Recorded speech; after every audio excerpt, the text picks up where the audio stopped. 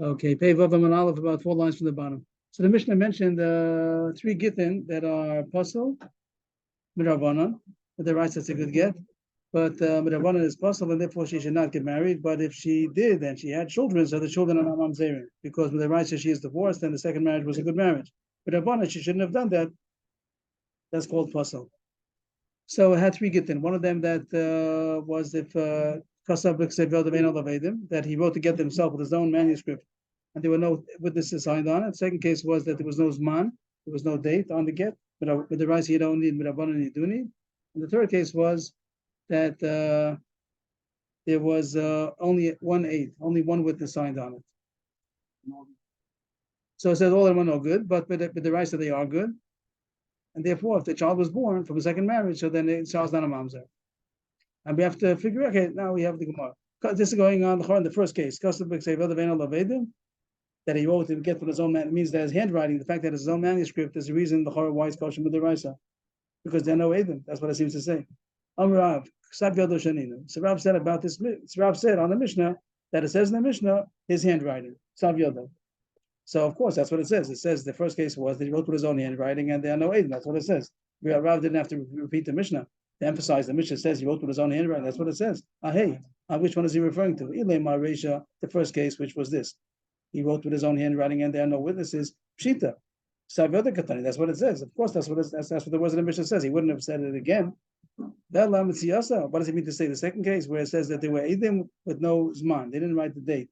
You don't have to talk about Ksav Yad. What's the difference if he wrote it with his own handwriting? You have two Edim. You don't need it. He doesn't have to write it himself. If you have two witnesses that sign that it's original and he meant it and he gave it, he's the one who ordered them to write. So you don't have to he should write it with his own handwriting. Allah say for. So Rav meant to say the third case. The third case was that there was an Eid Echad. The question is, why is an Eid Echad kosher? An Eid Echad is kosher. An Eid Echad is not. It says with the rice that's a kosher get. An Eid Echad is never kosher get. How could Eid Echad be good? So on that Rav said, because he also wrote it with his own handwriting, so that's also considered like an Eid. The fact that he wrote it with his own handwriting, that's what's good. The truth is, the Mishnah said in the beginning, even if there are no Eidim, even if there are no Eidim, and he had wrote it with his own Ksav Yodo, it's also kosher with the Raisa. And here it says if there's an Eid Echad is nothing. It's really just handwriting makes it kosher. So Rashi explains that the Mishnah means to say both extreme cases. That if it has his own handwriting, even without any Eidim, it's kosher b'di'evet. The vlad is not a mamzer. But don't think that's because there's an Eid Echad also that he has his own handwriting plus an Eid Echad signed on it. Maybe it's a kosher get. No, it's also not a kosher get. So the Mishnah says it says Ksav Yodo 2 times. That if he had his own handwriting, so it's a kosher get. Lachatchili, she shouldn't use it, even if there's an Eid Echad together with that. But if she didn't get married and had a child, so the vlad is kosher, even if there was no Eid. So the Eid Echad is not Malam Mordi only. Doesn't make a difference if there's an Eid Echad or not. Everything depends on Ksav Yodo. But the Mishnah had to tell you both cases to say, don't think that there's an Eid Echad makes it better. It doesn't make it better. But why b'di'evet is it kosher? Only because of the handwriting. The writing of the Eid alone wouldn't be anything. The signature of an Eid Echad wouldn't be good, right? Would be fossil, right? The kid would be mamzer because she had a get with 1 8. That's what Rav says. That's the third case that it had a date, but it only had a one witness, and it says that's kosher, the vlad kosher. The vlad is going to be not a mamzer, and that Rav said on the page, we turn the page, the dafka sav yodo ve'ed. Only if he had his own handwriting, and the reason why it's going to be not a mamzer is because of his handwriting. And even if it wouldn't have any aid also, Rashi speaks out, even if it wouldn't have been any aid also, it would have been good because his handwriting, like the first case of the Mishnah. There's no witnesses at all. It's also going to be blood kosher. The Mishnah just wanted to tell you that even the Eid Echad doesn't make it any better. And she cannot get married, and she shouldn't use it, even if there's an Eid Echad. Kasav Sofer ve'ed lo. It would have been the writing of the Sofer wrote it, and an aid.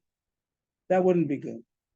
And this is getting a little bit involved. We once talked about it a little bit. We didn't get to it yet. Kasav Sofer. So if the one person wrote it, signed his name, of course it's only 1 8. That's not good.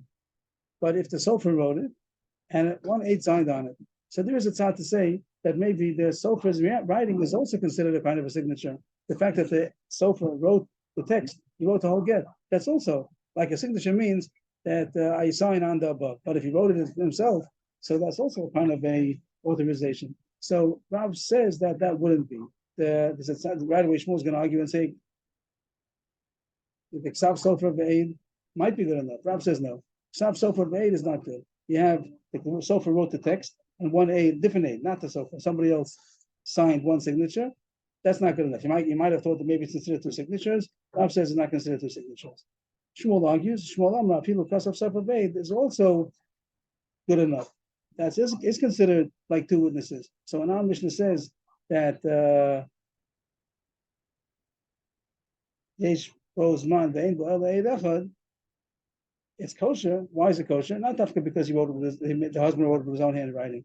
The Sofer wrote it, and an Eid Echad signed. That's considered two Eidim, and therefore the charge is not a mamzer. So in short, when I have Machlokes Rav and Shmuel, if the Sofer wrote it and if one Eid signed, does it make it kosher? Rav says no, and Shmuel says yes. And this has to do with the sugi coming up later about Chasam Sofer, Kasam Sofer. We had a sugi about that, but so.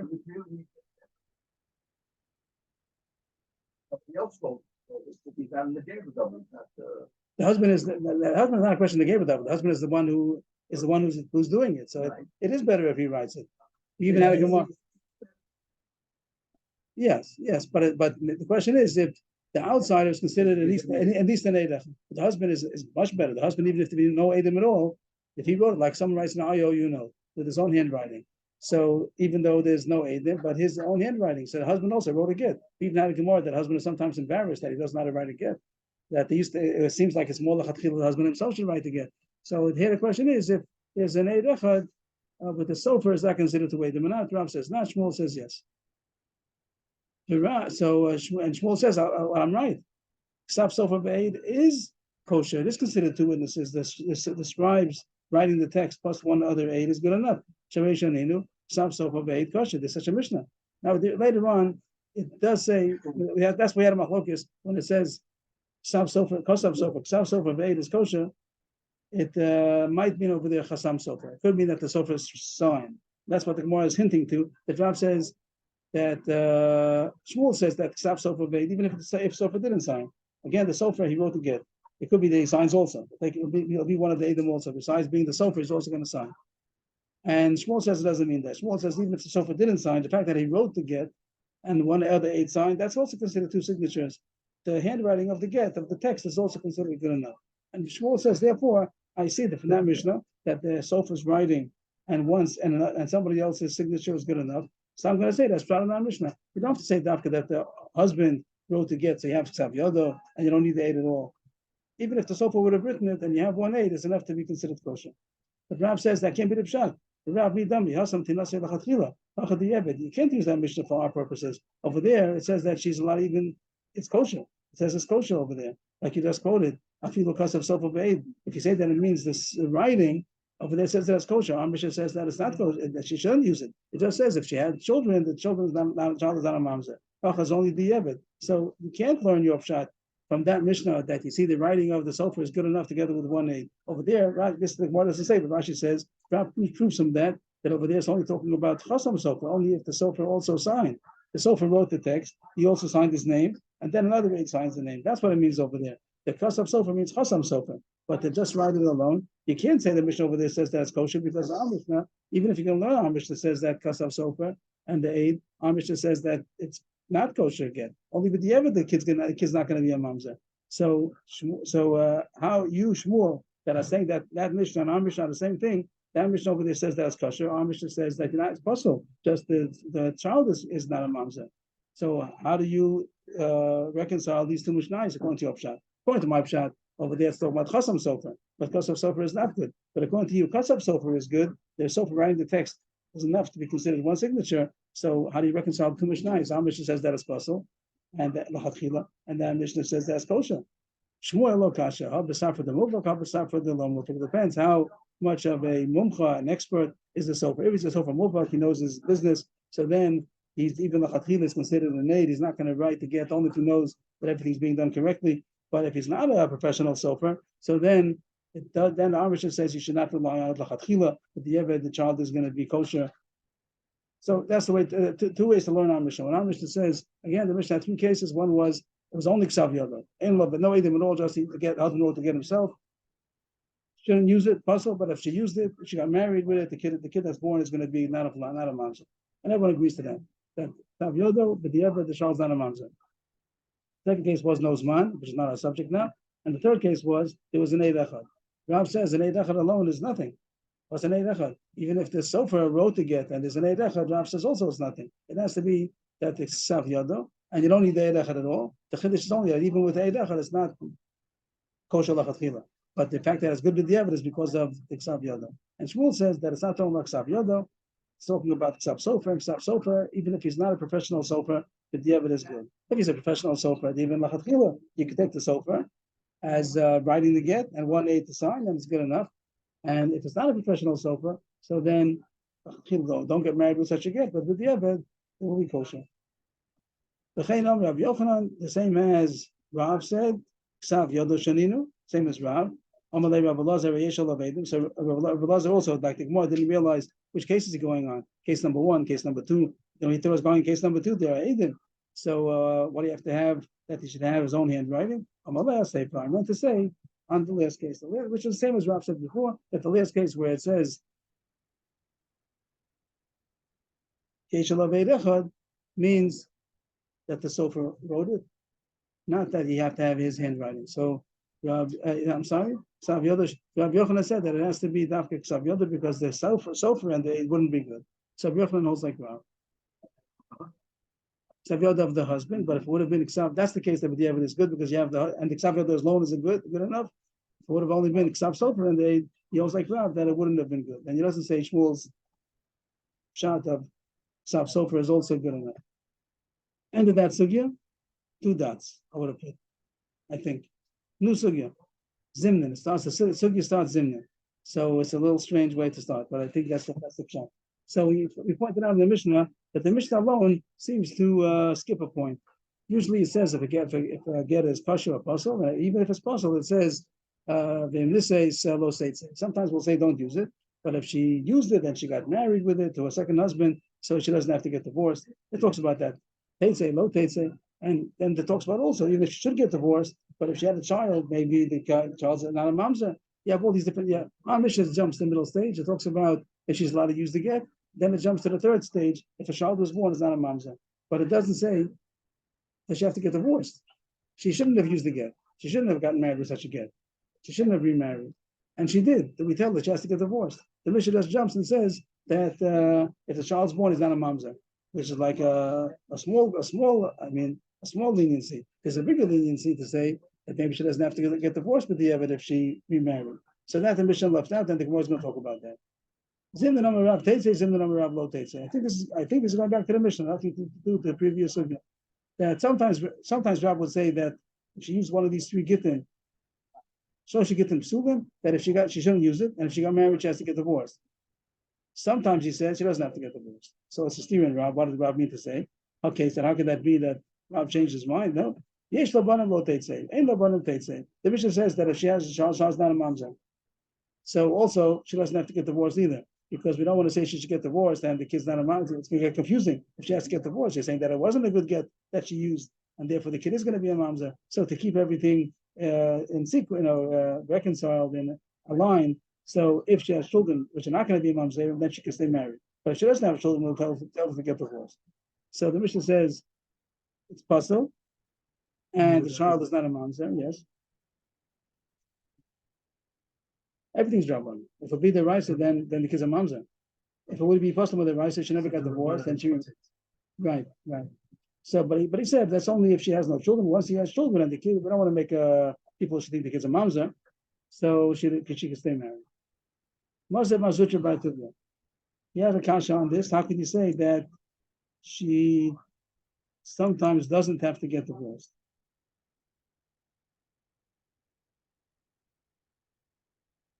Right, Rav said sometimes she doesn't have to get divorced. If she had a child, she doesn't have to get divorced. And the Gemara is a kasha on that. The Kulan, it says I forgot some Mishnah advice, I forgot. The Kulan shall be in Suffolk Kedushin, of Suffolk Gerushin, Arielu, Folksas Vlomas Yamas. It's talking about the beginning of Yavamas, that there were a man that had 2 wives. One was a relative to his brother, and she can't do yibum, and the other one is a co-wife, and the halacha is that just like the erva doesn't do yibum, so also the co-wife also. Ameshas v'noshim, Pochus to saying, saying just like they can't do yibum because they can't marry their relative, even though it's his the husband's brother, so the tzara also doesn't. How about if the erva was a suffix if she's married to the husband? Again, a man has two wives. He died without children. One of them is a erva to his brother, but it's a suffix if she's married to him. Either what? Either if she's married or she got divorced. Same thing. Either, did she ever get married? Was the kedushin a good kedushin, or was the gerushin a good gerushin? So it's suffix if she's married. So the tzara also slow because she doesn't know if she's right. If she has a co-wife who's an erva, so then she doesn't do yibum. But if she doesn't have such a co-wife, she was never married or she got divorced before the husband died, so then she doesn't have to do yibum. So she doesn't know if she's doing yibum. She must do yibum or she may not do yibum. So Chosef Lo B'Shavos. Whenever there's a suffix, so she can't marry do yibum a suffix because she's marrying her brother-in-law, and she can't just marry out to a stranger because maybe she's chayv yibum. So she has to do chalitza. What's the case of a suffix kedushin? Case of suffix. I think it's the whole thing. Another 3 lines is going to be. It's going to be whatever it is. I feel ignorant not to know if it's a Mishnah or Brisa, but I don't. So, what case of suffix kedushin? What's the case of a suffix? She doesn't know if she got married. The erva is not sure if she was married to this husband. Zarek lo kedushin, suffix karvlo, suffix karvlo, suffix karvlo, suffix karvlo. Zarek suffix kedushin. We had that recently. That if the husband threw to her a kedushin, a pruta, a ring, and we're not sure if it got into the proximity that would make her to be kona'id, so we're not sure if she got married. So, suffix kedushin. What's the case of suffix gerushin?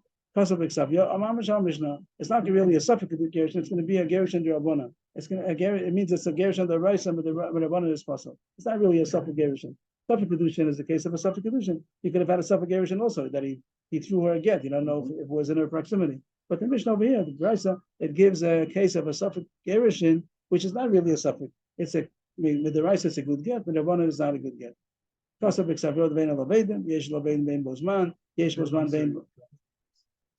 Yeah, it's just the same as our mission. That's why I was taking the liberty. But it's the Kasav Xavyodo Bein Alavedim. He wrote to get with his own handwriting, but there are no witnesses signed. Case number 2, Yesh Alavedim Bein Bozman. There are witnesses signed, but there's no date. And Yesh Bozman Bein Ba'alei there's a date, but there's only one date. We just had a discussion before if it's Xav Sofer or Xav Yoda. We skipped that. We finished that already. But anyway, it says these 3 cases I raised a suffix gerushin. It's a suffix, and therefore it's not really a suffix. It's a gerushin with the rice. Some of the rice is kosher. And Rabbanan not. So the tzara, is she allowed to do yibum? She can't do yibum because with the Raisa, she's the tzara. She can't marry out because with the Raisa, she's the only wife. The other wife is with the erva, who was her co-wife, but the Raisa was divorced, and therefore she's the only wife, and she does have to do yibum. She can't marry out, but she can't do yibum because with Rabbanan to get his puzzle. So the co-wife is the tzara, the erva is married, so she can't do yibum because she's a tzara serva midrabanan. Okay, very nice. What does that have to do with us? So here the Gemara says, what are you saying? That if there are children, let's say she married, what happened over here? There were 2 wives. One was the erva to the brother, one was not. The one who was an erva to the brother got a get, one of these Gitin over here. And we tell her, don't use it. Don't get married with this get. But she didn't, never got a get. I get one of these kind of Gitin that are cost puzzle. So we tell her, don't get married. Don't marry out. Get another get. But she did marry out. She married. And she had a child. And now we say lo tetzle. And now the question is, the co-wife, she's going to say, my co-wife got a get, and she got married, and they kids not a mamzer, and they tell her she's allowed to stay married. That must mean it's a good get. If it's a good get, then I do yibum. So she'll make the slave, and then she'll do yibum.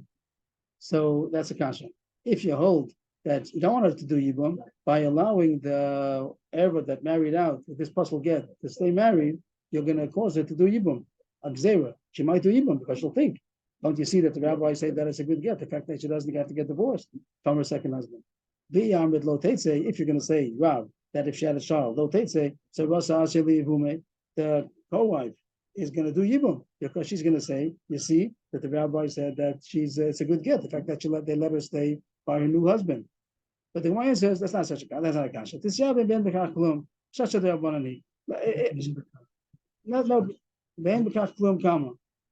Chashasha de'abananu. Let it do yibum, no problem. It's only a chash de'abanan. Means that if you talk about it on the Raisa level, the tzara is allowed to do yibum because the get is really a good get. The erva, who is a tzara, really is a good get, and therefore she's the sole wife left. The tzara is a wife by herself because the erva really with the Raisa did get divorced. So you're right, it's only a psul drabanan. The fact that all these psulim is only a psul drabanan. Not a chash drabanan psul. That was not a psul drabanan. The Gemara says chash means the really with the Raisa, the erva was divorced. She got one of these Gitin. She really is divorced, and that's why we let her stay by her new husband. She shouldn't have done it because it's supposed to be abundant, but she did, so we let her stay. And if this Sarah, the other wife who remained, is going to do yibum, she's not doing anything wrong with the Raisa, but the Raisa says she's allowed to. It's not going to consider brother-in-law. It's really chayiv yibum. We would have lachatchila told her not to do yibum because it's the other wife's, the erva's get was possible with abundant, so we didn't want her to do yibum. But you want to make a gzeira, maybe she'll do yibum. Well, how you say lo no ra? It's not terrible if she's going to do yibum because with the Raisa she could do yibum. Yeah, but that's only why we're not going to be machman her to get divorced. But now you want to go back to this tzara, the one who's left with the original husband. You want to be scared that she's going to do yibum. If she does yibum, it's not terrible because with the Raisa she's not do yibum. So it's not a kasha. Yeah, a kasha means that if I say lo say, I might cause the other wife to get mad to do yibum and she's not supposed to. She's not supposed to make rabbanan, but the Raisa she is supposed to. So it's not terrible. It's not right. It's a brother-in-law in Yibum. It's a brother-in-law in Yibum. So that's not a kasha. So I guess just to sum up what we had was that the Mishnah didn't say this woman is supposed to get divorced if she got married. She wasn't supposed to use this possible gift, and she did. So the Mishnah says that the kid's not going to be a mamzer if she gives birth, but it doesn't say if she has to get divorced. Rav says if she had a child, don't get divorced. If she did not have a child, yes, get divorced. Levi Yomar La'olam Lo Seitze. Levi says even if she doesn't have a child, also Lo Seitze. The Mishnah doesn't say so, but always Lo Seitze. And the kasha we just asked could have been even a bigger kasha on Levi, but we just answered it that the rice is a good get. So what happened? Rav says in the Mishnah, if she has no child, Teitze, and Levi says Lo Teitze. It doesn't mean she shouldn't get married with the get, but if she got married, she doesn't have to get divorced, and surely the kid is not a mamzer. So you have Levi and Rabbi Yochanan, and the third, also Rabbi Yochanan. Rabbi Yochanan said so, and also Allah Lamaisa, Rabbi Yochanan Levnei Rabbi Chilafta Demin Huna, or some say Demin Chayfa. So Rabbi Yochanan himself held like that, and also he told the children of Rabbi Chalafta from Chayfa that that's what your father said. Your father, Rabbi Chalafta from Chayfa, said the same thing, that when the Mishnah says the three Gitin apostle, if she got married, she doesn't have to get divorced. So Rav said that if she has no children, she should get divorced. And Levi and Rabbi Yochanan and Rabbi Chalafta from Haifa, they all said that she doesn't have to get divorced. The rest of the story here is just what Rabbi Yochanan, I can put in parentheses, that Rabbi Yochanan told the children of Rabbi Chalafta and Haifa something else that the father said, which is not our subject, we put in parentheses. He also told them, it's a kind of a bird, it's a kind of a bug. Amir means amongst the sheaves, some kind of a, it wasn't call it a fly, a big fly. So it doesn't pass mechatas. What is mechatas? Mechatas means the water that you drew for the ashes of the paraduma. When you make a paraduma water, mechatas, so you have to burn the ashes of the paraduma when you make the paraduma once in a while. And you also have to take mayim chayim and mix it together, and that becomes mechatas. If an animal drinks from it, so it becomes pasal. If an animal or a bird drink from it, it becomes pasal. And there's a Mishnah we'll bring right away that says that there's an exception. A pigeon, a yona, a dove, I'm not sure if it's a pigeon or a dove, that when it drinks, it's amazing how Chazal knew these things. I could look at pigeons the whole day, I wouldn't see anything. But they stuck to all the birds, and all the birds, when they drink, so it drip. And a yona, when it drinks, it doesn't drip. And they say, therefore, if any bird drinks from, it talks over there about birds and about shrutzim and about animals. It's amazing. Like I could look at a cat and a dog, I wouldn't see anything. I could see them even lapping up. I don't know what it is. They're giving back. But Chazal, they were intent on finding out, and they studied all of these animals and birds, and they said which ones drip when they, if it drips, back, so then it passes the mechatas. If it just sucks up, or whatever it sucked, it doesn't go back again, so it's kosher. So here it says that this krutza shavomer, whatever kind of bug this is, how do they know that that's the one? They got a fly. Yeah. They,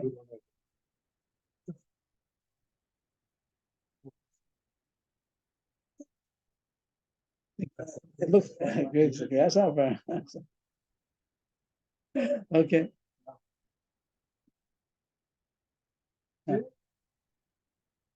So he said that this bug or this fly also does not pass on mechatas because when it drinks, it doesn't drip back into the.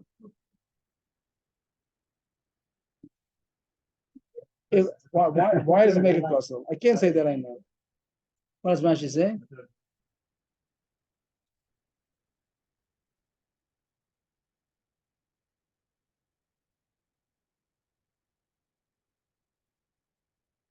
So Rashi just says, this Rashi is explaining what's the problem. The other animals, when they drink from it, that does become possible because they drip, they vomit back whatever goes in their mouth. And what's the problem? They became batlu b'fiyah and b'toz mechatas. He doesn't explain, I don't know, maybe he does, but he says that while it's in their mouth, it's not kosher mechatas. When it comes out, it's not. So he doesn't say why it's not kosher while it's in their mouth. He doesn't say. Maybe, the Mepharshim do talk about it, but what's wrong if it goes in their mouth, it goes out again. Right, and it passes the whole thing, right. So he said that your father, Rabbi Chalafta ben Chaifa, he found that this bug also does not drip. It's what it drinks, and therefore it doesn't pass the mechatas. Where does it say that? First of all, what is it? My kratzis. Amra Abaye didvasa the beni kipi. Rashi says didvasa means a fly that's amongst the sheaves. So this bug, when it drinks, it doesn't drip. Must have Daniel Bar of Katina. He had a kasha that the Mishnah has a list of all the birds and only has one bird. All birds, they do pass the mechatas if they drank from it. Nation what says this. Only in one exception, the Yona, because it sucks and it doesn't drip back. So how come it doesn't say also this process of Amir? If you say that there's such another kind of a bird that also is kosher, doesn't pass all the mechatas, the answer is lo psikole, that it's not absolute. By the Yona, all Yonim, no matter what size they are, they don't drip back into the water. But Gedola lo pasla, Tana pasla, that is only doesn't drip when it becomes of size. But if it's a small one, so then it does drip back and it is going to pass. So I didn't want to say the Mishnah because it depends how big it is. Until when is it considered small? Till the size of an olive. This fly, if it's till the size of an olive, that's still considered small and it does pass. But if it's bigger, once it goes bigger than a fly, than an olive, then it doesn't. So the Mishnah didn't talk about it because it's not an absolute. The Yonah is an absolute. All that was aga, parentheses, a bonus, because we found something from a plafta, the main chayfa. But the main subject was, is it still possible? Easy for the answer, not designs. Or you can say, when is it, what size is it kosher? Big, until it gets smaller, until it's size. Once it's size, it's possible. Okay, so that was the main sugi was about the mission that says the 3 kids in apostle. What if she got married? Does she have to get divorced? So many say she doesn't have to get divorced. Levi, or Yochanan, and Chilafta. But Rav did say that she should get divorced if she didn't have children. Next Mishnah, not next Mishnah, Rabbi Lazar. Rabbi Lazar argued on the Mishnah. It said, Tanakama said that these Gitin that don't have 2 signatures should not get married. Even if it was Xav shouldn't get married. Even Eirecha shouldn't get married.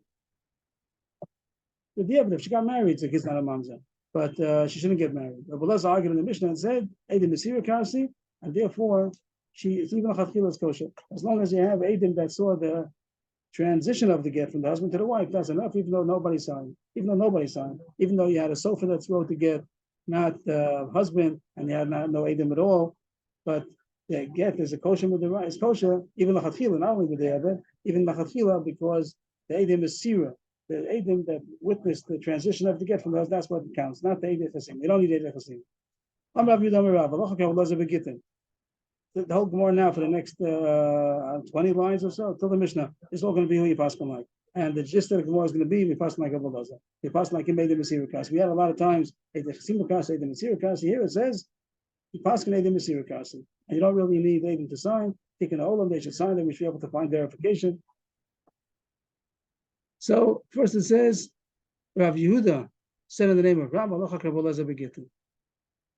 By a get, Adim Mesirikas. If you read the Kamei Shmuel, when Rav Yehuda later learned by Shmuel, first he learned by Rav, then Rav died, he went to learn by Shmuel, and he said over Rav said, Allah Kabbalazah begitin. Amma Apishoros, he says, the Allah Kabbalazah not only by Gitin, the Allah like Rav, like Rav Balazah, even by Shtoros, they even buy other kinds of documents of sale and this. They also aid in Mesirikas, so you don't need aid in Chasima. So he's more lenient than Rav, not only Allah Kabbalazah begitin, even by Shar Shtoros also. The Rav suffered b'Shtoros. No, Rav says not. He doesn't tell like Kabbalazah by Shar Shtoros. The Mishnah says yesterday I didn't know how to read it. Rashi says that also by other Shtoros, he's going to say that Edim Mesira Kazi, and just like we know there's a difference between a Milva Bishtar and Milva Alpeh. Once it's a contract that was a deed was written, so then you can even collect from a lien. There comes a lien on all of the property, and if he sold it or died, so there's still a lien on it. So Rabbi Lezer says you don't have to have Edim to sign the contract in order to make it into a government of Chasim Shabbatim. It makes a contract by just giving it over in front of Edim. So the Mishnah says so perish. Rashi also says it would have been a case of the get, and now she wants to collect the ksuba, even if it was a get without Edim signed on it. You just gave it over in front of Edim Asira. Also, she's going to be eligible to collect from property that became a lien on it. So you see there, Abulazah Perish in the Mishnah says that is Allah of Edim Asira Kasi applies to other stores also, not only get. So why does Rav say only get? But the answer is Abulazah Tatiyama. You're right. Abulazah holds that out not only by getting by Shar stores also. Rav didn't pass like him all the way. Rav passed like Rav. It's true. Abulazah himself holds it even by Shar stores also in the Mesir Kasi. But Rav only passed like him halfway, only by Gitin and not by Shar stores. And Shmuel passed like him all the way, even by Shar stores. So both of them passed like Abulazah, but Rav limited it only by Gitin and not by Shar stores. The Chenam Rav Yaakov Aridim Rav Yishuv Levi. Allah Kabbalazah begitin. But Yishuv Levi also says the same thing, at least by get. By Shar stores not. So Rabbi Yana seems to say the exact opposite, that it's not a get at all. It's a puzzle get. Afilu reach get. Reach get means like a smell of a get, like a shmek get. That means that sometimes it passes like a kahoin, even though it's not a kosher get. But he seems to say that it's not a get at all. So superficially, he would be arguing on Abulazah and say, don't pass like Abulazah. Without having signatures, it's possible. But the Gemara doesn't think so. Rabbi Yana, let's say Abulazah. I'm not sure why the Gemara is so convinced that you have to like Abulazah. I don't know why. Rab said so, and Shulchan Levi said so, but maybe Rabbi Yana argues. But the Gemara doesn't even think of that. If Yana doesn't like Abulazah, no, Hachikama. He just meant to say, he just coming to say about the Machokas is. Abulazah was Edim Mesir Karsi and Sekosha get, even Lachatchila. Those who argue, Rab Meir, the kind of our Mishnah that says that it's possible as and it's not. It's possible completely. Thank you. It's possible completely. It's not even a reich, which is not like our Mishnah either, because our Mishnah says that vlad kasha, and to say that it doesn't pass for a Kohen, I'm not sure, but it does. But it's not coming to paskin. He passes. Everyone passes like a Belazar. That's what the Gemara takes on. I'm not sure why.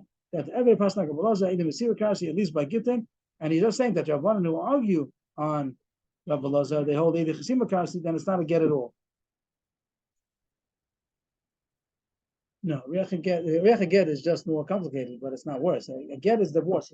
Reach get means really not divorced, but since it smells like a get, so we're not going to let a Kohen marry her. He's being more. He's saying it's not a get at all. I feel the Reach get ainbo. It's not a get at all. It's a garnish. It's so nothing that not even a Kohen's allowed to marry her. It doesn't have even the smell of a get, and if the husband gave her such a get, and he died,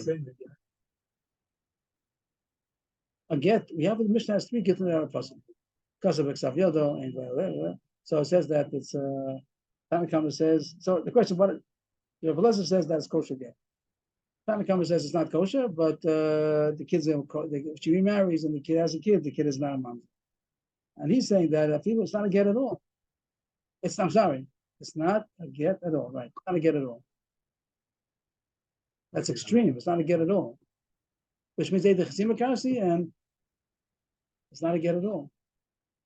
I didn't think about this, but it comes out as against the Mishnah. The Mishnah also, the Chora said that the Vlad Kosher, that means that it's a get. How could a Kohen marry her? So I didn't go into this, but he says it's not a get at all. But as far as the halacha goes, that's what the one wants. He's not coming to Pasni. He passed like a Belazar also that it's a get. They didn't see Kasi, it's good. Even lachatchila. The Chen Amar Rabbi Yossi Rabbi Chanina Amar Shlakish Halacha Kabbalazar begitin. Shlakish said that also. Halacha Kabbalazar begitin. Rabbi Yochanan Amar Afilu Reach Get Einbo. The same as Rabbi Yochanan said a second ago. Rabbi Yochanan also says so. Which again the Gemara jumps up. He's passing against Rabbi Lazar. Maybe Rabbi Yochanan let's say Rabbi Lazar. And again the Gemara says no. Everybody else like Rabbi Lazar. Achikama. Rabbi Yochanan Afilu Reach Get Einbo. He's just coming to say those who are against Rabbi Lazar, that they don't know they didn't see Kasi, then it's not a get at all. In short, everyone's saying Allah Kabbalazar at least begitin. Shmuel said even Vishtaras. Everybody else said begitin. And even those who sounded like they're saying it's not a get at all, they were coming to Paskin. Paskin, yes, like Kabbalazar, it's kasha lachatchila. It's how much a get. But that's what saying that the opponents will say it's not a get. So the consensus is Allah Kabbalazar begitin. Shalach le Rabba Barzav de Lamori Bamar. Rabba Barzav sent a message to Mori Bamar. The imi name Rav Huna, Halacha Kabbalazar begitin, away in Halacha. Go ask Rav Huna. So he wanted to know what Rav Huna holds. So he asked his colleague to, when he got to Rav Huna, ask him if Pasna Kabbalazar begitin or not, Edim Mesir Karsi or not. But he went to get to Rav Huna. Adochi nach nafshe Rav Huna. By the time he got there, Rav Huna died. He wasn't able to ask him.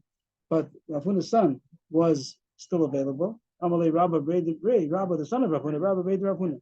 He said, I know what my father holds. Achiyam Rabba Mishmei de Rav. I think they changed this Rabba to Rav. Is that true? Yeah. Halacha Kabbalazar begitin. So again, Rav is being quoted. Rav's going to be quoted many times now that he holds Halacha Kabbalazar begitin. Rabbi Seinu Abakin with Var Halacha Mishum Rabbeinu Amu Halacha Kabbalazar begitin. Also, Rabbi Seinu. Who's Rabbi Seinu? I'll say in a second who this is. Our rabbis who know the Halacha well, they also tell the name of Rav. Halacha Kabbalazar says Rabbeinu, which is Rav. Halacha Kabbalazar begitin. And how do we know that which Rabbi Seinu is this? That's Rabbi Seinu. Rav Chama bar Gurya. He said, Halacha Kabbalazar begitin. So we have Rav being quoted many times that Allah is like a Kabbalazar Edim Mesir Kasi by get. Ikad Amri, not Rabbi Seinu, but Chavereinu Abakian with Dvar Halacha. Then also Talmidei Rabbeinu Mishum Rabbeinu Amru Halacha Kabbalazar begitin. So I don't know who Chavereinu is. The Gemara is going to say now. What does Rashi say about Chavereinu?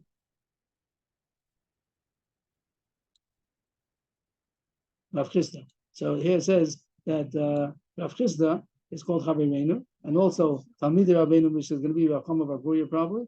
Rav Chisda, Rav Chama bar Gurya, Rav Halacha Kabbalazar begitin. So everyone's quoting Rav, Halacha Kabbalazar begitin. Echei Kiyasa Rav and Rav Elazar, Rav, also Rav, Halacha Kabbalazar begitin. So to sum it all up, Rav said Halacha Kabbalazar begitin. Shmuel said even Bishtaros. You also have many others, Rav Shulchan Levi, Rav Shlokish, Rav Yochanan. The Gemara says everybody also, Rav Yana, everybody else Halacha Kabbalazar begitin. And only Shmuel was quoted in Ferish Afilu Bishtaros, but list by get, either we see or Karsi by get. As far as the Chasam Mishubadim and other Shtaros are maybe not going to pass one like Kabbalazar, but as far as get, either we see or Karsi. Okay, new subject of the Gamri. Shnam Sheshalchu Shnei Gitin, Shavin, two men with the same names and two wives with the same names. They sent two Gitin. What? Same city. Both of them are divorcing their wives. And they wrote two Gitin, exact same names. One is the Shema for this one is the Shema for that one. You can't give the opposite get, can't give the wrong get. But both of them sent the Gitin to their respective wives. But when it's Arvu, but they got mixed up. The Shliach has two Gitin that got mixed up. Both of them say the same thing. Ruvain is divorcing Leah, his wife, from the city of Marseille, whatever it was. So, but one of them is for this woman, one is for that woman. So he doesn't know which one to give. So is it messed up? There's still an Eitzah. No saying Shneim Lazu, Shneim Lazu. He gives both Gitin to both of them. He says, I don't know which one is the right one. One of them is yours. I don't know which one. So he gives them both of them. So she got the right one. She also got the wrong one. And then she takes it back, gives it to the other woman. Your husband also divorced you. And each one got the right one. They just don't know which one it is. The Fikr Chavadechad Mehen, Arei, Asheni, but one of them got lost. So then the other one is worthless because he doesn't know who to give it to. So that's worthless. New case. Good so far? New case. Here they want to do a joint get. They want to make one get, one piece of paper. and they all want to divorce their wives, but they do a joint get in one piece of paper. Hamisha shekasvu klal b'socha get. Ish plonim begarish plonis, Mr. Plony, different names. Let's not with the same names. Different names, different men, different women, everything. But they wanted to write a lot of Gitin in one. So they wrote, this Mr. is divorcing his wife, and this one is divorcing his wife. This one is divorcing his wife. And they signed it at the bottom. Is that a good get for everybody? Ish Plony Megarish Plonis, or Plony Plonis, Va'idim Alamata. So they're all kosher. Kulam Ksherim. Yeah, but you have one get that's kosher for many people. So you give it to each one. You're not saying and you give it to each one, take it back, give it to this one, give it to that one, because in the get it has many divorces from many husbands to many wives. So you give it to each wife and you take it back. But if you didn't have one collective get, you had one get that had many divorces in it, but it was different texts. Means you had the whole, let's say take it simple, you had the whole form again and again. And then the Edom signed only on the bottom. So Esha Edom Nikrani Mo Kasha, only the bottom one, which the Edom are signed on the bottom. Let's say you have 5 Gitin and the same piece of paper, and the Edom signed on the bottom, only the bottom one is kosher. But it doesn't mean that they're signing on all the 5 Gitin, they're only signing on the bottom one. So only the one that the Edom are read together with, which would mean the bottom one, the Chorah, they're the ones that they were testifying on, and you don't see from the document that the Edom were testifying on the above Gitin. So theoretically, you could write many Gitin on one piece of paper as mashma, but you have to make sure that the Edom are testifying on all of them. And you don't see it in the get where they had many times the form, they only see that the signatures are referring to the last one. So the above ones won't be kosher. Is that good? Montana, who could be the author of our Mishnah? The Gemara thinks it can't be Rabbi Lazar, who holds Eidim Mesira Kasi. What was the case? The first case, that they got 2 Gitin, two identical Gitin for 2 different people, and they got mixed up. So the Mishnah says it's good enough. Give both of them to each one. But the Gemara says that wouldn't fit Rabbi Lazar. Why not? Rabbi Lazar, since he holds that the Eidim Mesira, the Eidim Chesima is not the point. The Eidim Mesira is the point. The ones who see the transition. When they see the transition, what do they see? They see him giving her 2 Gitin, but they don't know which one is the right one. The Gemara holds that that's a problem. I don't really understand why it's a problem. They know one of them is kosher, one of them is not. One of them is for Mrs. A, all the same names. One of them is Mrs. A, one is for Mrs. B. Both of them have the same names, but they don't know which one. So we say give both of them. So what's the problem? Say the Mesira, they can't say I know which get it is. So what? What's the problem? The Gemara says that's a problem. The old Eidim Mesira Kasi, they have to know which get is divorcing the woman. That's what the Gemara says. The Mishnah can't be Rabbi Lazar. But the Ba'aya Amar, if you attain Rabbi Lazar, could, it's not a problem. Aim with the boy Rabbi Lazar, Ksiba Lishma, and the Sina Lishma, me boy. The Gemara thought, now maybe we see better now, the Gemara thought in the Kasha that you also have to have Nesina Lishma. And that's not called Nesina Lishma. I'm not sure why it's called Nesina Lishma either. I gave 2 Gitin, the Shliach gave 2 Gitin for the right wife. One of them is not good, one of them is good. That would not be called Nesina Lishma. Rashi says, I don't know why. You're giving one good one or one not good one. That's not good enough for some reason. I don't know why not. That's what it says. I know one of them is completely kosher. I'm giving a piece of paper, like Ravam said. I'm giving a piece of paper with a tissue and also a get. I don't know which one is which. That's a problem. That's not called a single lishma. The Gemara thought. Rashi points out that if you hold the Eidach Chesim V'Kasi, the pasuk says V'Kas Avla. Allah means the Shema. It says V'Kas Avla, so it means if you hold the Eidach Chesim V'Kasi, it means V'Kas Avla. That the Chesima. But if you hold, you don't need Eidach Chesim at all, so it has to mean something else, either the Ksiva or Ksiva and the Nesina. The Gemara thought the Nesina also, that the giving also has to be Lishma, and this is not called Nesina Lishma. They probably can learn something from here. I don't know what to learn from here. That if you're doing an act that you're doing 2 acts, and one of them is good, and one is not good, that's not called Lishma. I don't know what to learn from here. But the Gemara answers you don't need Nesina Lishma, you just need Ksiva Lishma. So if you hold Eidei Chesima Kasi, then V'Kas Avla means V'Kas Avla, and the Ksiva doesn't have to be Lishma. If you hold Eidei Mesira Kasi, you don't need Chesima Lishma, you do need Ksiva Lishma, but you don't need Nesina Lishma. So the Gemara says it can be according to everybody. The Mishnah said, the last thing the Mishnah said, that you can write a collective get, many Gitin in one, and it's good for all 5. Different names, everything's different names, but you wrote it, Mr. So-and-so divorced, Ruvain divorced his wife, and Shimon divorced his wife, and Levi divorced his wife, and Adam signed the bottom, and they're signing on everything. But if you had different forms, then the signature only goes on the last one. That was the Mishnah. What? The question is, do you see in the signature that they're signing on the whole document? So if they made a joint,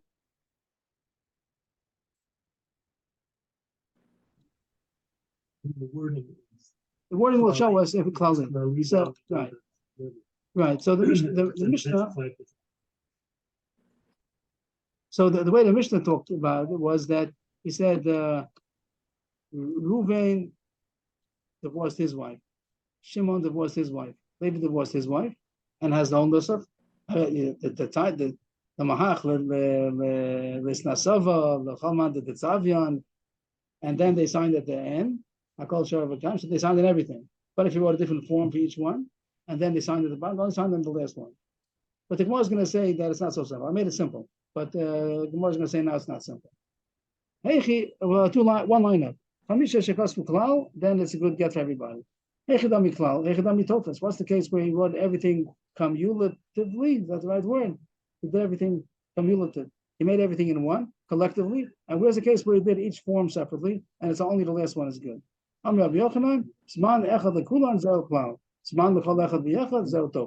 he wrote one date for all, that means that he concluded them all in one. And therefore the signature of the Eidim goes in everybody. But if he made a separate date for each one, so then that's considered different forms. And it's only signing on the last form, not on the previous ones.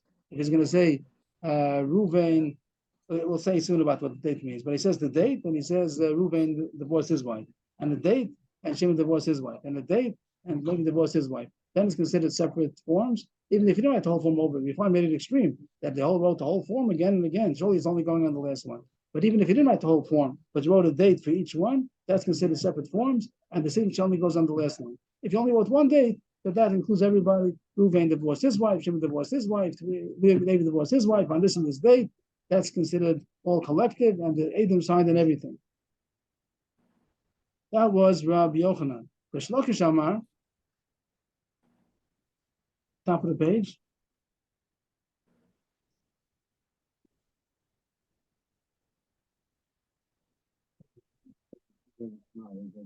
That was last sugya. Now we're in the next sugya already. We finished that, and the Mishnah going to goes to Kwanta Mulaza.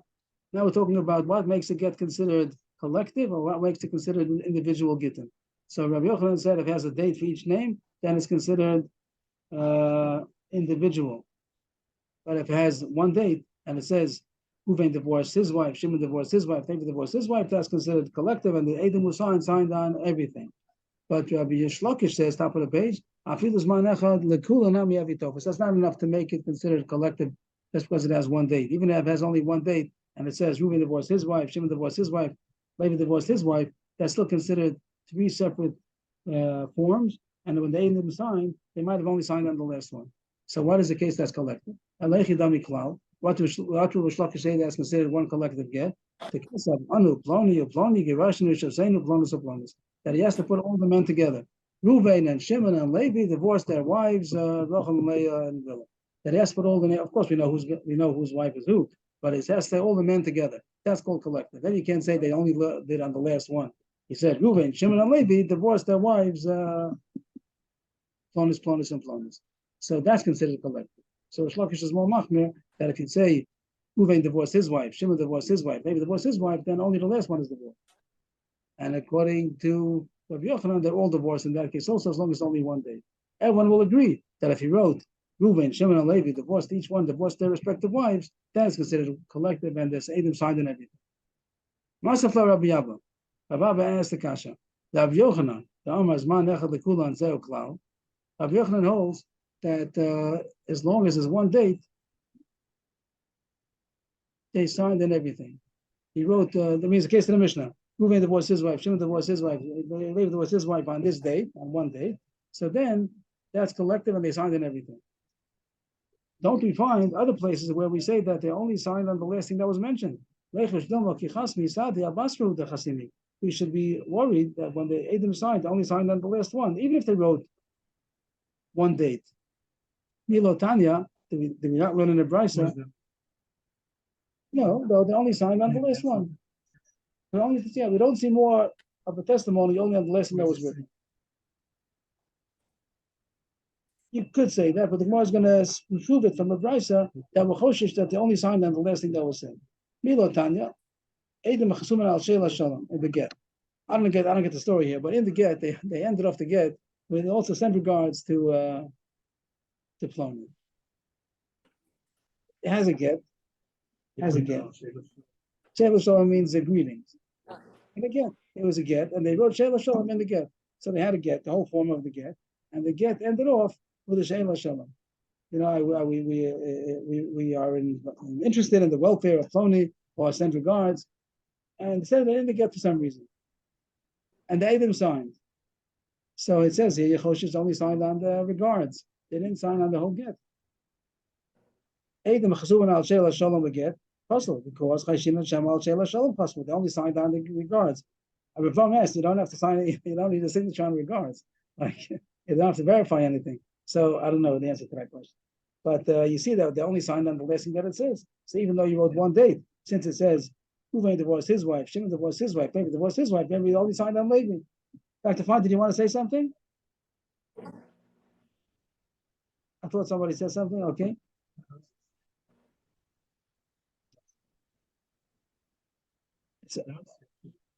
No, but if Sheila Shalom just means like an extreme case that they signed on the regards, and even that we say maybe only signed on the regards, not on the document on top. So if you held Ruvain, Shimon, and Levi, right? So here, if you had Ruvain divorced his wife, Shimon divorced his wife, so it's only signing on the last thing that was said. So Shlokish is right, as you said. But the Gemara says no. Rabbi said that I heard explicitly from Rabbi Yochanan, who's that this thing about Sheila Shalom, Shalu or Shalu Pasul, Vishalu Kasher. That it makes difference if he wrote a vav or not. If he wrote the get and then he wrote and ask and send my regards, or how is he doing, or ask him how he's doing. So then the and connects it, even though to the whole thing, and they signed and everything. If they said they finished the get, and then he said send regards, not and send regards. So then that's when the Brisa says Yechosh is only signed on the last thing. But if they wrote the word and, vi, even the letter vi, like that makes that as and, so then they're signing in everything.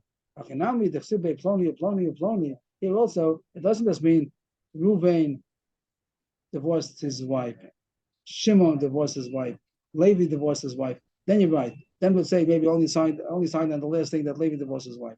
But if he wrote Ruvain divorced his wife, and Shimon divorced his wife, and Levi divorced his wife, and they signed, so then the signature goes on everything. Resh Lakish doesn't hold to that. Resh Lakish holds that even in this case of the and, also maybe only signed on the last thing. Now Yochanan says no. If it has an and, so then it's the signing and everything that it's saying. That was one kasha on Rabbi Yochanan with the teretz. Another kasha on Rabbi Yochanan. There's two. Another kasha. Rabbi Yochanan was man l'chol so tofes. The other way, that he did write a date for each one. Rabbi Yochanan says he wrote a date for each one. I'm asking that he's only signing on the last one, and only the last one is a get. The rest of them are not. My area mishum tofes. The paper clay davalei nichta riyom v'nechtam b'layla. The Gemara thinks when it says that he wrote different dates. If you wrote one date, then everybody's collected. Ruvain divorced his wife, Shimon divorced his wife, Levi divorced his wife. And put the and in also, and I left it out. Ruvain divorced his wife, and Shimon divorced his wife, and Levi divorced his wife on this and this day. So then it's considered collective in one. But if he wrote a date for each one, so it means on Sunday, Ruvain divorced his wife, and on Monday, Shimon divorced his wife, and on Tuesday, Levi divorced his wife, and they signed. Then it's considered separate documents, and it's only signed on the last one. That was a big problem. If it was Sunday, Monday, Tuesday, and they signed at the bottom, so when did they sign on the bottom? On Tuesday. That means that they signed on Tuesday of a get which was written Sunday and Monday. So you're not allowed to do that. The Eidim have to write on the same date. They can't write, even if it's from day to night. Once it's past Shkia, so then it's already night. And that's also possible, Kavachomer, a different day. So if you have different dates in the get, if one thought when it says different dates, it means different dates. So it's a basic problem. Forget about only signed on the last one. Even if they really didn't send the sign on the previous ones also, but it's a predated get because the get wasn't signed until Tuesday. That's the Morris Kasha. Paper plate, they have like Nechtav Yom and Nechtav Balayla. It's forget about the problem. They only signed on the last one. Even if why does it make a difference? Why is the problem? Because of the tofes that makes it into a separate form, as if they only signed on the last one. Even if they would have signed on all of them, the last signature referred to all three. It should be enough of a problem that it was written in the day and signed at night, which means on the next calendar day, and that's a problem. Even if they meant to sign it, so too if they signed on Tuesday for Sunday, Monday, Tuesday instead of Sunday, Monday, one's a parcel anyway. Amalei, Markshisha Beder Afchista Ravashi, the answer to the kasha. Hachi Amina Mishmei Rabbi Yochanan says, when I talk about two different dates, I don't mean two different calendar dates. They wrote the date two times, the same day. They wrote Sunday, Ruvain divorced his wife. And on Sunday, Shimon divorced his wife. And on Sunday, the same Sunday. And then they signed in the bottom. So there's no problem about a predated. There's only a problem. Which one did they refer to? They wrote Sunday and Sunday and Sunday, not Sunday, Monday, Tuesday. All of them said Sunday. But he says Manech, it doesn't mean a different date. It means that he wrote the date over again and again. Look at more. Amal Levi Ravina Ravashi. The Shlokish Tam is Manech Lekul and Ami Tofas Avi. Ravina Ravashi Shlokish said that even if it has one date, it's still considered separate forms because they wrote Ruvain divorced his wife and Shimon divorced his wife, and maybe that's considered separate. They only signed on the last one. What is the Shlokish going to hold? When is it just considered a cloud? So we said Ruvain, Shimon, and Levi divorced their respective wives. So that's what Rish Lakish said. He just has it over Rish Lakish said that it's only considered collective if they wrote all the men together. Reuben, Shimon, and Levi divorced their wives. What's the kasha? Nimsu shtei nashim b'sgashas b'gedechad. But Torah Umrah, the cost of law below law l'chavata. That there is a cloud that only use one get per person. You can't use one get for two people. So here the kasha is that it's considered one get for two people. If they're going to write all the men together, that the Gemara considers as one get for many people. If they would have written Reuben divorced his wife and Shimon divorced his wife, even though it's on the same piece of paper, it's not considered two people. That's considered each one is law, right? But if you make, I don't really understand, but that's what it is. AV divorced their respective wives, that's considered one get for many, and that's not kosher. So the Gemara says you're right, that's a good kasha, and you have to say that even according to Rish Lakish, that he had to write Reuven, Shimon, Levi divorced their wives, you also have to write again, Reuven divorced his wife, Shimon divorced his wife, Levi divorced his wife. What? Because if you only write Reuven, Shimon, Levi divorced their wife, clonus, that's called that. What? Okay. That's called that many women were divorced with one get. But if you even though it's the same piece of paper, if you wrote each one separately, that's considered two different gittin. I wouldn't have known this. And the Moyen says, even according to Rish Lakish, that you do have to write it collectively, Reuven, Shimon, Levi, then you have to write again the other kasab, Ploni, Girish, Plonis. After you wrote that Reuven and Shimon divorced their Plonis and Plonis, you have to write Reuven divorced Plonis and Shimon divorced Plonis. So now you have all the milas. You have the mila, each one is separate, but you have the mila that is surely meant to sign on all of them collectively. Second wide line. The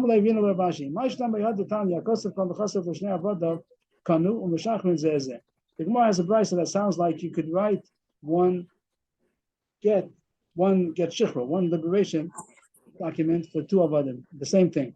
We learn out meisha that get shichra is the same halachas as a get isha. So if a get is not allowed to be written one get for two women, so too you can't write one shtamatana to two avadim, which is going to be the shichra. It says if somebody wrote all of his estate to two of his slaves, so they get the whole estate plus themselves also. Each one owns himself and the other slave. Each one becomes a chatzi eved, chatzi ben cholim. Kanu mishachrin zeh, they shakri each other, and now they're. What does it say? That this is the way it was mishach with them, and you see that you can use one document to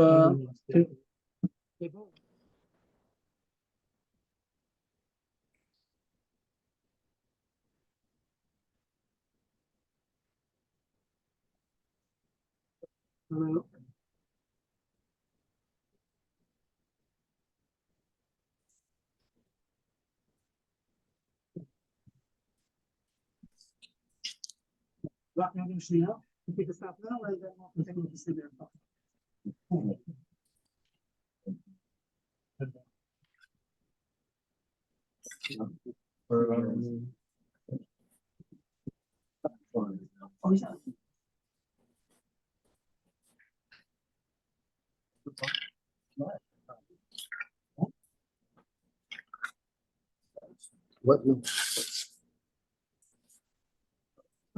This.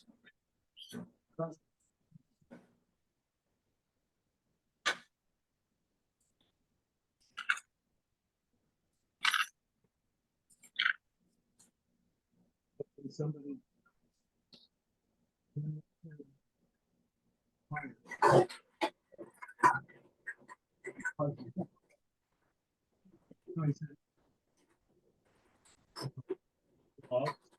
Why would that make it? It's also the on property. Huh? Oh, I'm getting on my property. No. But they only get. They only can have. Right, each one's gonna fit on one and he's gonna get the other side. Yes, okay. I'm giving all my property. So each one on half. And the half. If you don't have the possession, you don't have. The other one. So this half, the 3. And 3 and half. Then what's the other one?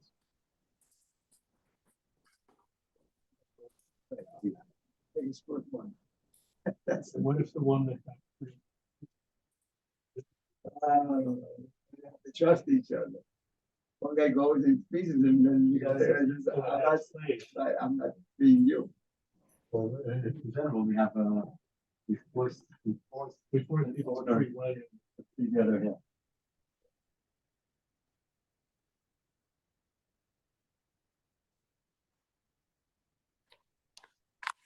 All right, these guys don't want to go first. You beat me first.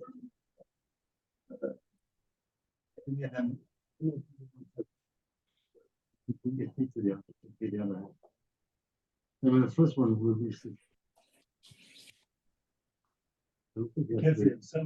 No. You remember the famous case? That is everything. I'm gonna give you everything. I'm gonna give my son this one thing. My son needs. It's enough for today, Michelle. It's enough for today. Right?